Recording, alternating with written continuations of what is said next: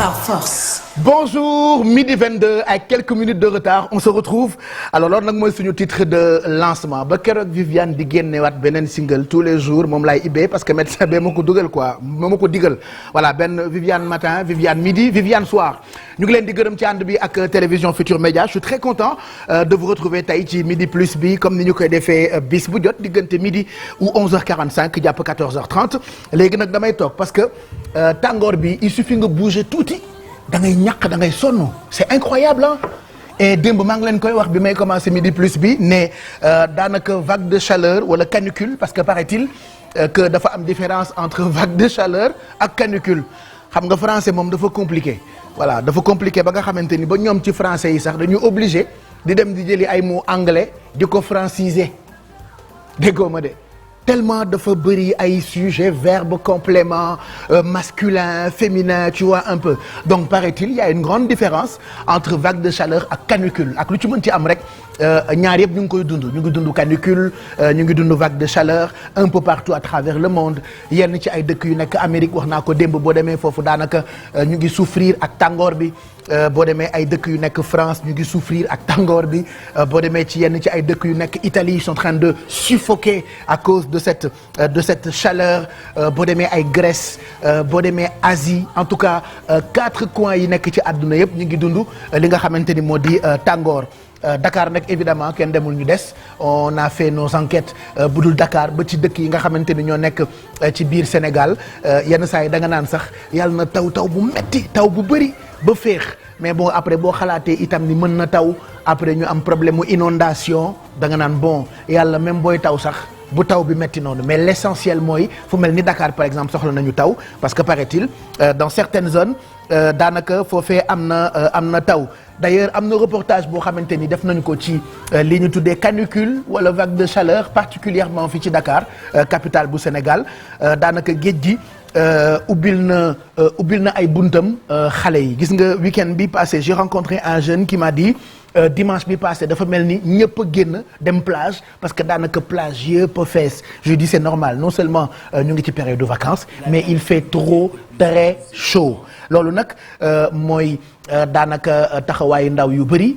di dem ci géej gi mais malheureusement am na ay dangers xam ngeen ni tout le temps depuis très longtemps dañ daan sensibiliser jëm ci géej yi nga xamante ni autorisé nañu fa pour nit sangu fa am na itam ay yenn géej yoo xamante ni kenn autorisé wul pour nit sangu fa d'ailleurs pour le moment enregistré nañu ay nit yu lab lu toll ci 71 cas de noyade alors daanaka presque tous les plages sont fréquentées par des jeunes reportage boobu xam naa ci kanam tuuti dinaa ci ñëw ak Habib Faye qui a fait le tour de quelques plages de Dakar donc faites très attention bu ngeen de dem ci plage yi parce que am na yu ñu autorisé baignade comme am na itam yeneen yoo xamante ni kenn autorisé wu fa baignade et puis on va revenir ak Pape Fara Ñing ñu ngi koy béggee moom tamit àndoon na ak Alioune Diagne ñëw ci lii ñu tuddee apaisement climat social dans le milieu scolaire gouvernement ak G7 daanaka dañoo entamé rencontre pour suivi protocole d'accord bi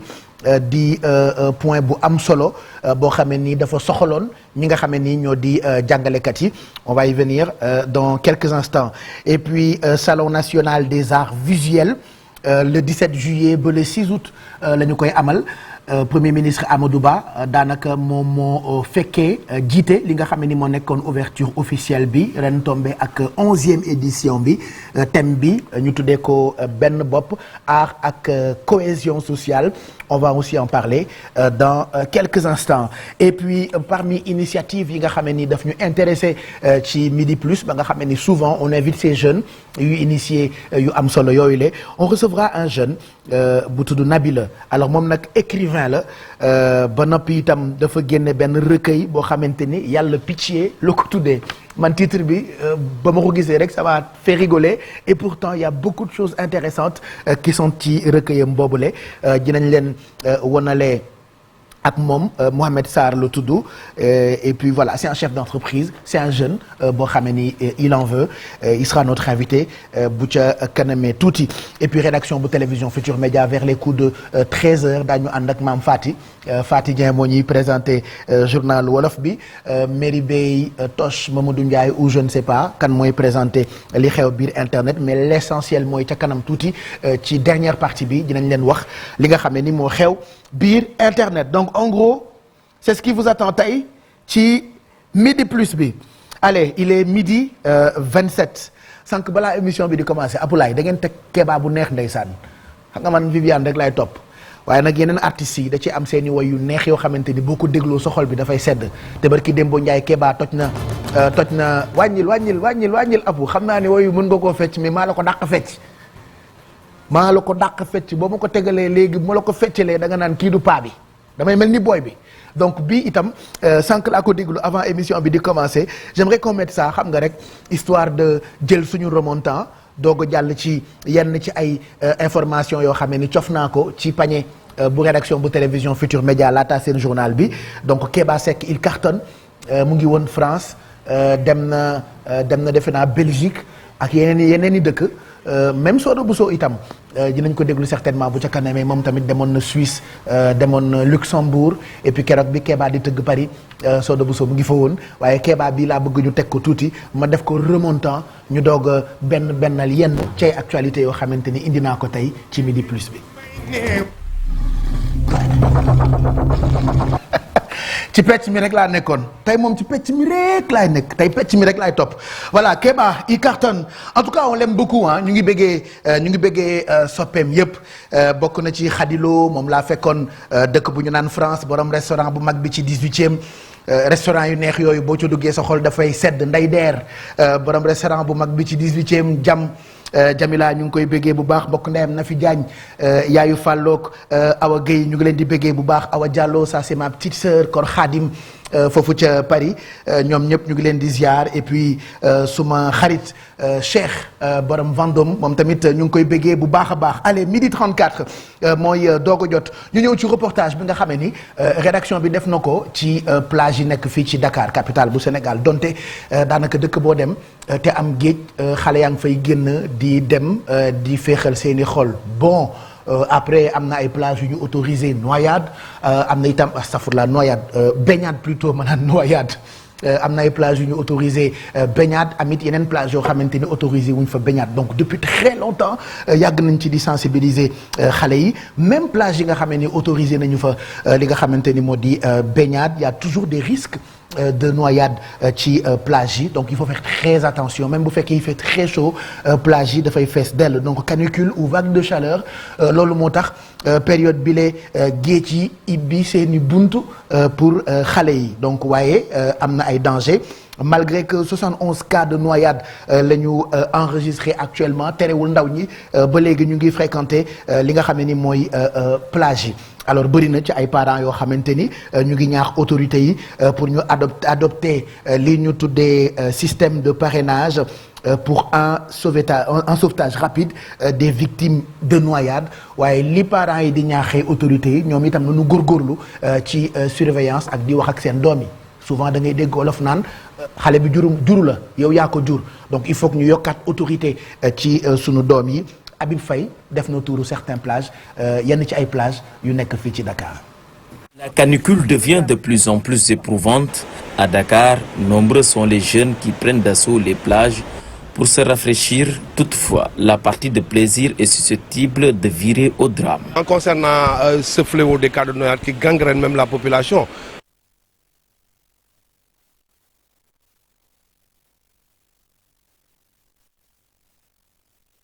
parce que, bon, en fait, les gens fréquentent les plages non autorisées et non surveillées. PCAO, une plage très prisée en cette période de chaleur, Ibrahima Fall assure la surveillance côtière.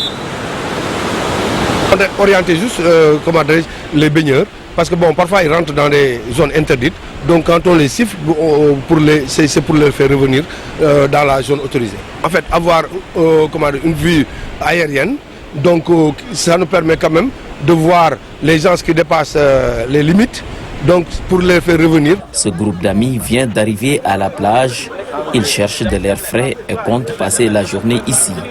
Toutefois, ils restent conscients du danger que constitue la mer. Juste pour venir se soulager, voilà. C'est seulement ça. Avec mes amis, mes camarades de classe. Ouais. Il faut respecter les limites, surtout ça, il faut respecter les limites. Ouais. Nous faisons attention à la plage, puisqu'il y a des maîtres nageurs à côté. Ils nous conseillent de faire attention et tout. On suit le conseil, quoi. Besseyao ou Malibu dans la banlieue, entre autres des plages interdites à la baignade, et pourtant elles sont envahies par les baigneurs. Nonobstant les 71 cas de noyade enregistrés. Maîtres nageurs qui peuvent sauver. En plus, je pense pas que... Parce que déjà ici, il n'y a que des enfants qui viennent ici. Des fois aussi on voit des grands, mais bon, si la plage de Malibu, c'est pas sûr. C'est pas pour se baigner ou quelque chose comme ça. Donc, mieux vaut prévenir que guérir. Pour parer à toute éventualité, certains parents invitent les autorités à mettre en place un dispositif de surveillance beaucoup plus accru.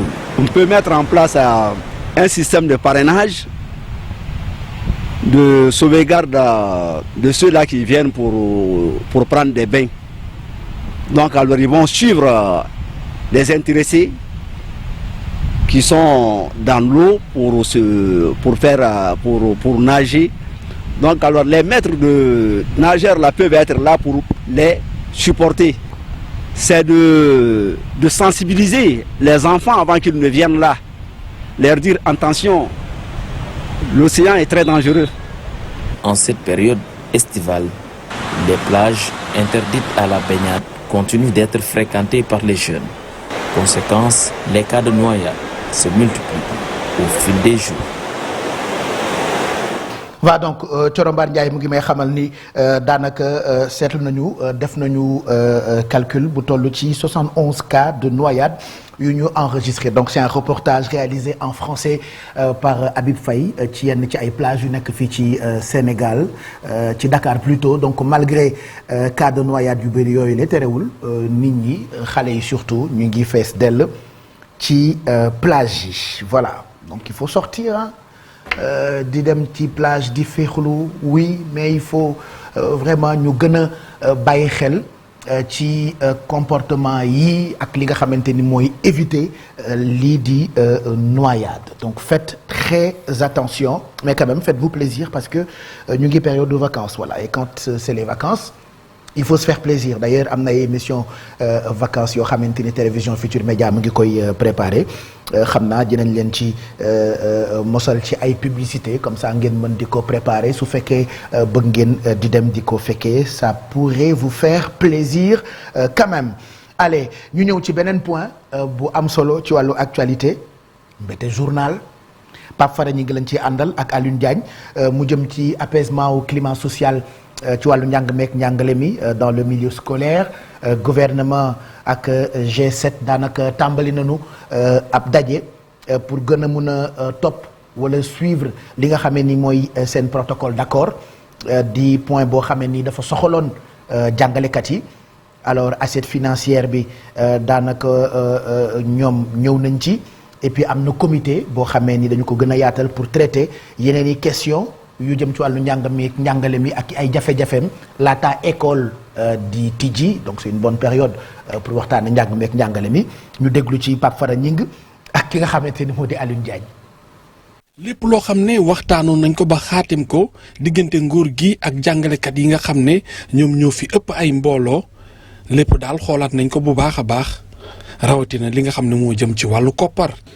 protocole boobu nuñ ko jëmbalee ba xam poñ yi ñu ci tënkoon gouvernement bi respecté wala respecté wu ko, waaye bi ñu waxtaanee ak ñoom ci comité bi waxtaan on s'est rendu compte que gouvernement bi point yi nga xamante ne moom la waroon a jëmbal respecté ko, def na ko ba mat sëkk.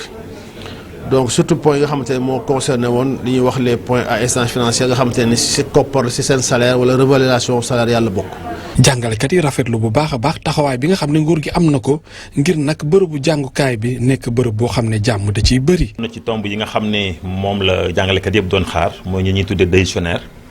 Ministre bi jël na fi engagement que ni semaine bi ñu jëm balaa weeru juillet bi di jeex dinañu daje pour xool projet de décret bi nga xam ne moo war a joyantiwaat yi joyoon ci seen décret boobu ñu waxtaane ko. pat syndicat nag wax nañ ne nguur gi de bu bëggee ñu jëm ci année 2023 2024 bu dal te am tamit ubbite l'école gu dal faaw mu jëmal déggoo yëpp yi nga xam ne moom la ñu xaatimoon te faaw mu jëfe ko ci biir grande vacances yi loolu rek moo mën a indi école bu dal ci Sénégal su ko deful nag nit ñi daañu def li nga xam ne moom la ñuy bañ a def muy delluwaat buum ca mboy ga. li jëm nag ci seen wàllu terrain yi loolu tamit waxtaane nañ ko ba am na ay jéego yuñ ci teg.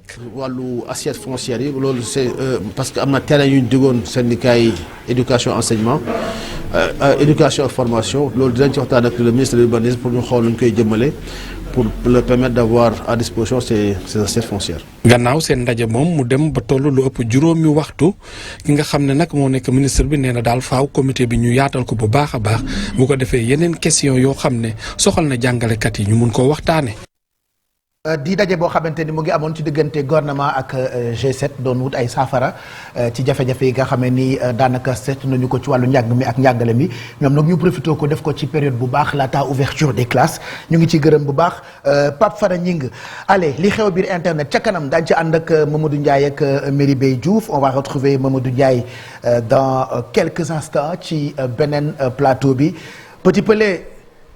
Grand Pelé directeur. waaw DG.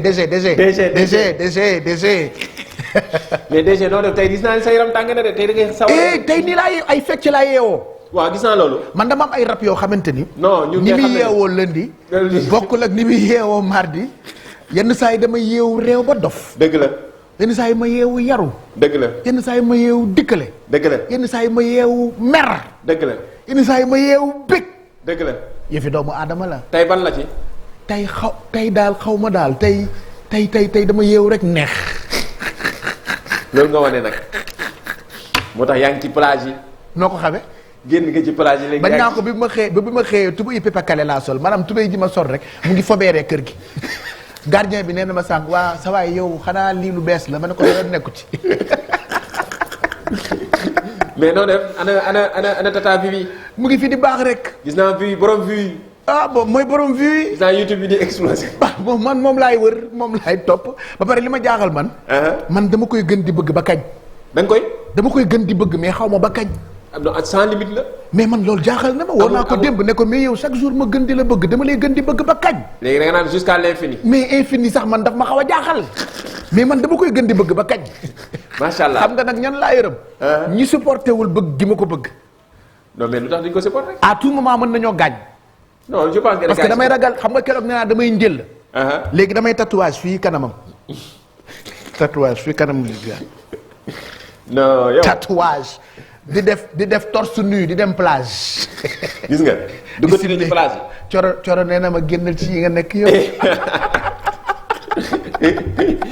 mais bëggee nañ la bu baax mais nag nii. waaw lii la comme ni ma gis ci commentaire yi rek. en tout cas téléspectateurs yi ñu ne c'est l'été quoi Pape Cheikh dañuy xëy suba taal télé bi jàkkaarloog moom ñu ñuy bégal. ñu ñuy procurer mbégte bi. il le faut.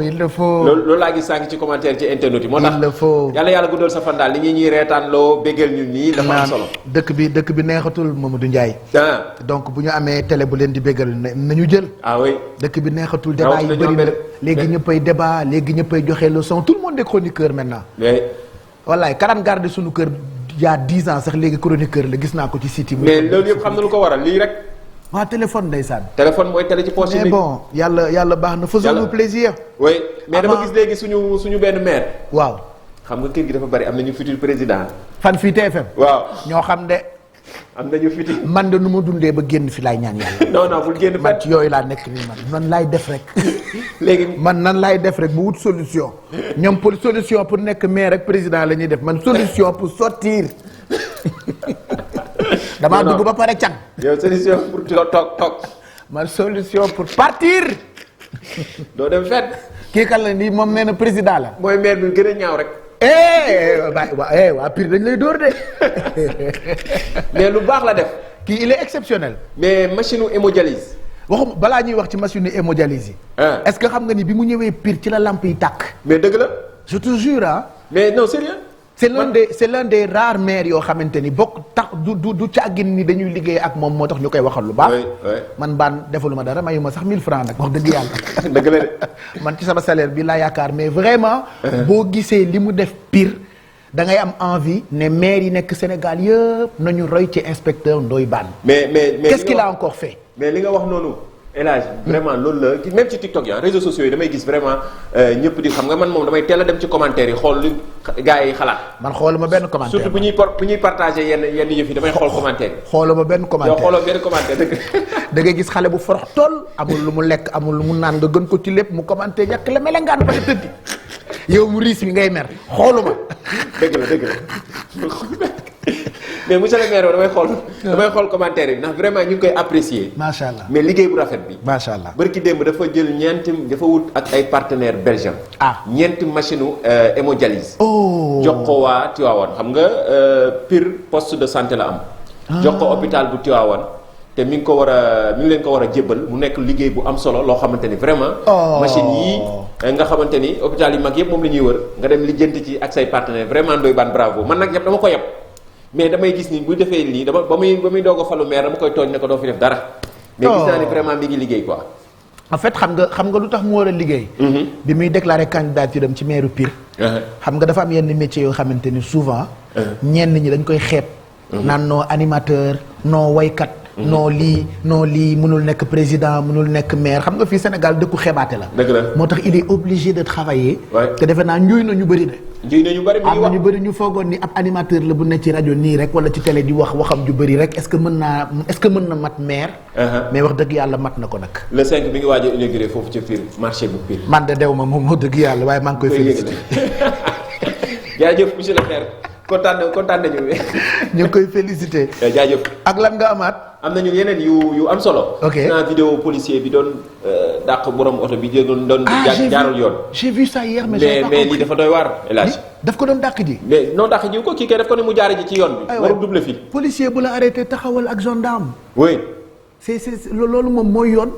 non mais kii dafa gis policier bi arrière xam ne fi mu jaar du yoon. waaw mu topp ci léegi xam nga ne gars yi dañuy yor moto. muy gendarmerie di waa police ñu ngi nekk ci circulation di régler gars yi. mais vidéo bi daal ñu ci bari apprécier nañ ko. genre yi nag il faut mu am sanction ndax dafay mel ni ñu mel ne man rek. di bëgg lu gaaw yaakaar ne ñoo gën a yàkkamti ñëpp. ndeysaan. xam naa li nga xalaat nii. baat kay ay yéen a xam rek yooyu lay xalaat sama bopp yéen a xam de. ndeysaan. am na yeneen vidéo wala yeneen information yoo xam ne ñu fas yéene leen ko partagé ci kanam. ci li xew ci biir internet bi El Hadj. waa APR yi doon tey daal mi ngi noonu. gis nga nag ñoom neexu ñoo faral. ñoom ñii waa APR yi xaaral ma noppi neexu ñoo faral dañ doon xeexoo dégg naa démb. mais gis naa ku commentaire ne président Macky Sall lii moo tax mu yéex a wax ndax xamoon ne bu teeloon wax yëf yi day jaxasoo comme nii. ne ngay xeexoo rek. te ku ne dafa bëgg sa nit nekk candidat. mi ngi noonu. man jaaxle naa de. mais doy na waar démb li waa ji naan siège u APR bi mi ngi mel ne tous tasar. oulala chaise yi jaxasoo yi. waaw mi ngi noonu daal doy na waar. man sama problème mooy xaw ma Mame Goor laay votel xaw ma ki ne Amérique Guèye xaw ma. waaw Modou Guèye. voilà xaw ma ci ñooñu ñan. mais maître El Hadj Diouf. ak maître El Hadj Diouf j'ai vu qu'il a déclaré sa candidature. mu ngi noonu bari na ci ay candidats de. mais ce serait bien que rédaction journaliste yi expliquer ñu comment ça doit se passer parce que déclarer une candidature ne veut pas dire que forcément da ngay apte pour nekk candidat ci. mais parrainage ñi ngi xaar. voilà. parrainage yaa ngi xaar. ça c'est des choses qu'il faut expliquer aux téléspectateurs. ci kanam dinañ ci ñëw El Hadj. jaajëf. merci Mamadou Ndiaye. allez 12h50 mooy doog a jot je rappelle que ci kanam tuuti dinañu recevoir un jeune qui en veut. comme d'autres jeunes d'ailleurs il y a pas que ay jeunes qui dansent il y a pas que ay jeunes qui fecc il y a pas que ay jeunes yuy kaas il y a pas que ay jeunes yu nekk ci caaxaan il y a beaucoup de jeunes yoo xamante ni ñu ngi ay initiatives yu am solo et chaque jour ma wax ko d'ailleurs ci kanam dinañu recevoir koo xamee ni mu ngi tudd Mohamed Sarr alors Mohamed Sarr c'est un chef d'entreprise ba noppi itam dafa génne benn recueil boo xamante ni yàlla pitié la ko tuddee. voilà donc visuel bi je pense que Thioro dina ko récupérer envoyer ko Apulaay comme ça ñu won leen ko et puis il va amener son recueil sur le plateau et puis on en parle bu ca kanamee tuuti laataa ñu leen di bàyyeeg Faty Dieng pour journalu wolof bi j'aimerais qu'on revienne ci événement culturel boo xamante ni tàmbali na ba jeex 17 juillet bii passé mu nekkoon salon national des arts visuels ñu doon ko amal le 17 ñu koy amal le 17 mu tàmbali le 17 pour dire plutôt le 6 août premier ministre Amadou Ba moo doon amal ouverture officielle bi ren nag tombé woon ak 11e édition bi thème bi nekkoon benn bopp art et cohésion sociale édition 2023 bi nag daanaka dafa am cachet artistique il paraît bu hétérogène je sais pas ce que ça veut dire de toute façon coroo ko bind avec des expositions d'art ca Galerie nationale ak centre culturel Blaise Senghor Ibou Diouf véritable homme de culture moom demoon na ci loolee nga xamee ni mooy salon national des arts visuels mu ngi àndoon ak Lamine Diagne. biti amoon na ay xumbute ñu bëri taxawoon fa ngir yégle li nga xamante ne moo nar a xew ci biir boo duggee ci biir Galerie nationale di nga fi fekk ay fant yu bëri te wuti artistes yi ku ci nekk ak fa nga mëne loo rek di firndeel seeni xarañte. La Galerie nationale en tant qu'institution digne. Galerie nationale nag dafa nekk institution boo xamante ni dafay yokk dayook aar waaye gën ko jox dayo ngir gën a fësal liggéeyu ñi nga xamante ni ñooy artistes yi nekk am talent nekk fii ci réew mi. beneen bi dafa nekk espace boo xamante ni dina permettre artistes yi ñu gën a mën a ñoŋal seen liggéey. Dans les meilleures conditions. jury bi tamit ñu leen doon xaar ci liggéey bu am solo ñu war a natt artistes yi nga xamante ne daanaka ñoom ñëpp a xarañ. gannaaw li ñu fësal. Le jury était composé de monsieur Massamba Mbaye, monsieur Alioune Ndiaye, monsieur Omar Dafaxa, monsieur Idrissa Diallo, monsieur Albouri Loum, monsieur Khalidou Kassé, docteur Momar Seck et madame Thérèse Poupin Diatta. J'encourage.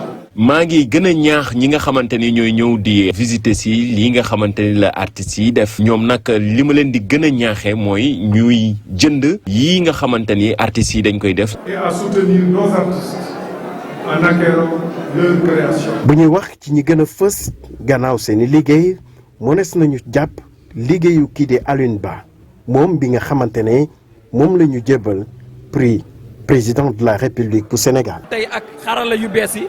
ak médecine nu mu avancé jigéen mën na am doom te amul jëkkër wala ñaari ñoo xam ne ñaari góor ñu bokk benn biir loolu mën na nekk tey wala ñaari jigéen ñu bokk benn biir nekkuñu ay seex ku nekk doomu boppam la mu nekk ndoxu boppam la donc famille yooyu ñoo ngi ñëw ci ñun yàggatul dara léegi ñun suñu cohésion maanaam sociale bi nekk teefu mbindee fi donc ñoom nan la ñuy mën a nekkee suñu biir ndax dañ leen di nangu wala duñ leen nangu. fukkeelu édition ak benn bu salon national des arts visuels tàmbali na. loolee may na ñi nga xamante ni ñooy artistes yi yëngu ci wàllu fent ku ci nekk na ngay gisee fësal sa gis-gis ak sa xalaat bokk ci li nga xamante ne mooy jëmmal fan la ñu féete ci lu laale cosaan ak aada fii ci Sénégal. donc merci Ibou Diouf ku ko xam ni moom aada ak cosaan rek lay topp. di bindkat di journaliste di homme de culture bokk itam fii ci groupe Futur Média moo demoon fekkee ubbiteeg salon international boobule ñu jagleel lépp lu jëm ci wàllu art visuel mu nar a jeex le 6 août premier ministre Amadou Ba moo jiite li nga xam ne ni moo nekkoon ouverture officielle bi di ay expo yoo xam ne ni dinañu ko amal ca Galerie nationale ak fi nga xam ne ni mooy centre culturel Blaise Senghor et puis à propos de aada ak cosaan ñu profité ci féliciter ki nga xam ne ni mooy ministre de la culture et du patrimoine historique monsieur Aliou Sow moom nag wax ja bëriwul waaye mu ngi ci ginnaaw di liggéey ay liggéey yu am solo démb par exemple gis naa ni demoon na ànd ak directeur du patrimoine historique ak équipe am ak yeneen i directeur demoon def li nga xam ne ni mooy visite de travail ci site bu école normale William Ponty mooy image yi ngeen di gis nii donc école William Ponty dañu ko classé patrimoine historique mondial depuis 2007 oui il y a beaucoup de personnes yoo xamante ni xamuñu loolu di bërëb boo xamante ni dafa bokk ci histoire du Sénégal waaye itam c'est une partie de notre histoire et de notre rayonnement international il paraît que dañ ko war a defaat prise en charge pour mu mën a méngoo ak tolluwaayam puisque je le rappelle foofee nga xam ni mooy site bu école normale William Ponty dañu ko classé patrimoine historique national depuis 2007 donc ki nga xam ni mooy Aliou Sow di ministre de la culture et du patrimoine historique demoon ci bërëb boobule àndoon ak ki nga xam ni mooy directeur du patrimoine historique ak équipe am ak yeneen ci ay directeur ngir xool bërëb boobule mu nekkoon ab visite de travail foofu ci site bu école normale William Ponty ku ne xam nañu dafa bokk ci histoire bu Sénégal donc Aliou Sow ci boppam monsieur le ministre de la culture ñu ngi koy ndokkeel di ko béggee fu ñu toll parce que gis nañu taxawaayam ci wàllu aada ak cosaan. Allez, 12h57, on va prendre une pause, publicité et puis juste après Faty Dieng la ñuy àndal moo ñuy présenter journal wolof bi bu noppee nag ñu doog a dellu si ci dernière partie Midi Plus.